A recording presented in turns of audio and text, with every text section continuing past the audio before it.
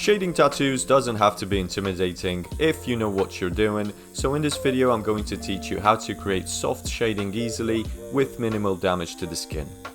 Kept you waiting, huh? Shading is pressure based and it takes time to build up layer by layer.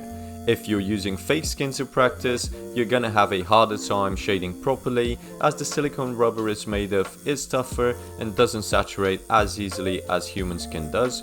But you should still give it a go just to get used to the hand movement, speed, and just keeping the machine steady. The first thing I want you to do is imagine you're in a dusty room, you have a broom in your hands, and you just want to sweep the floor. I know it sounds silly, but trust me, I'll make it make sense. If you want to sweep the dust away from you, you're going to touch the floor, push, and then lift up in a sweeping motion. If you want to sweep the dust closer to you, perhaps to sweep it into the dustpan, you're going to touch the floor, pull and lift up.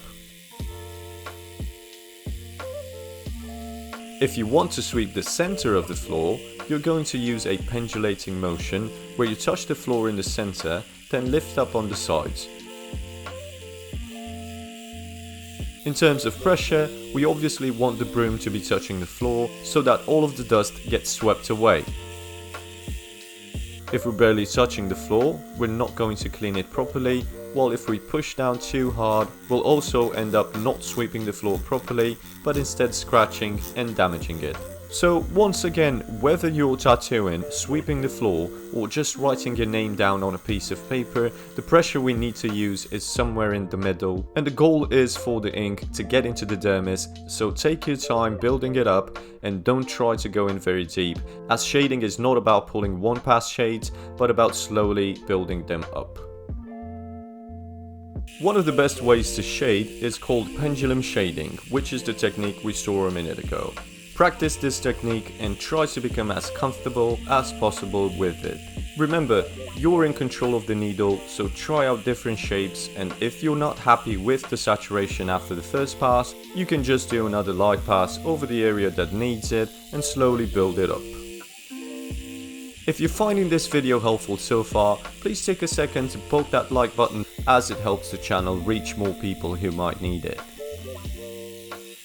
If you want to make it even softer and more saturated, you can try cross-hatching like this while applying slightly less pressure than with the previous pass.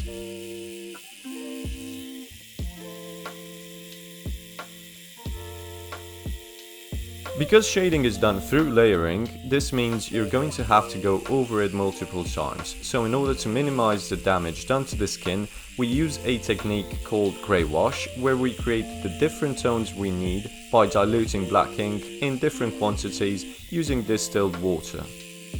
For my own black and grey realism, I use 4 medium-sized ink cups, and this is my super high-level top secret recipe. First one is 1 to 4 drops depending on the design. Second one is roughly 50% ink. Third one is roughly 75% ink. And the last one is just pure black.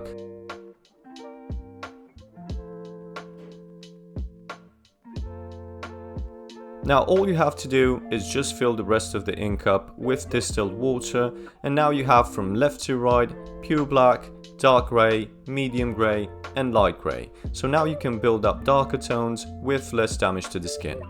Just remember, this is my own personal recipe that works for me and my style, so try to experiment with different quantities in order to get the tones that you need. And never buy pre-made grey wash sets because they're just a waste of money and you can get better results by preparing your own set. You can also use pendulum shading to blend different tones together. Some people like to start with the darker tones and add the lighter tones after, but I personally prefer starting with the light tones and then layering the darker tones on top of that. There is no right or wrong way of doing it, so try it both ways and use what you're most comfortable with. When it comes to needle size, other than the obvious differences, it's worth noting that smaller needles will saturate the skin quicker than larger needles, but larger needles will produce softer shading, so try out different size needles for different situations and designs. What about speed? Well, speed is subjective to the artist, so you have to experiment with different speeds to find the one you're most comfortable with. But if you're a beginner, I recommend starting with a slower speed, so maybe around 7 volts, as higher speeds can actually damage the skin quicker if you're inexperienced.